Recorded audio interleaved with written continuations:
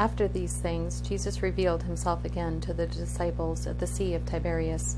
He revealed himself this way: Simon Peter, Thomas called Didymus, Nathanael of Cana in Galilee, and the sons of Zebedee, and 2 others of his disciples were together. Simon Peter said to them, "I'm going fishing." They told him, "We are also coming with you." They immediately went out and entered into the boat. That night they caught nothing, but when day had already come, Jesus stood on the beach. Yet the disciples didn't know that it was Jesus. Jesus therefore said to them, "Children, have you anything to eat?" They answered him, "No." He said to them, "Cast the net on the right side of the boat, and you will find some." They cast it therefore, and now they weren't able to draw it in for the multitude of fish.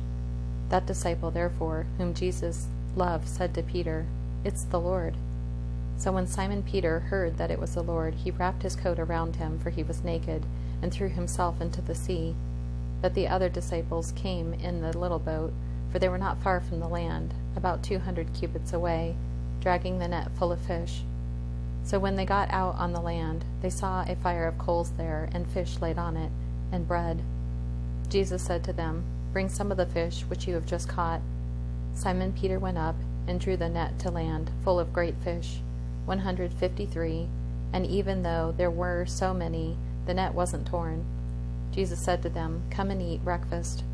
None of the disciples dared inquire of him, "Who are you?" knowing that it was the Lord. When Jesus came and took the bread, gave it to them, and the fish likewise. This is now the 3rd time that Jesus was revealed to his disciples, after he had risen from the dead. So when they had eaten their breakfast, Jesus said to Simon Peter, "Simon, son of Jonah, do you love me more than these?" He said to him, "Yes, Lord, you know that I have affection for you." He said to him, "Feed my lambs." He said to him again a 2nd time, "Simon, son of Jonah, do you love me?" He said to him, "Yes, Lord, you know that I have affection for you." He said to him, "Tend my sheep." He said to him a 3rd time, "Simon, son of Jonah, do you have affection for me?" Peter was grieved because he asked him the 3rd time, "Do you have affection for me?" He said to him, "Lord, you know everything.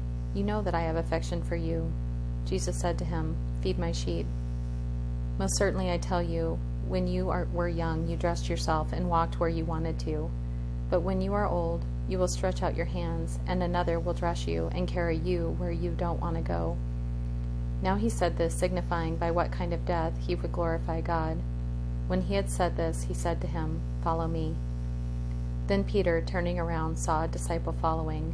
This was the disciple whom Jesus loved, the one who had also leaned on Jesus' breast at the supper and asked, "Lord, who is going to betray you?"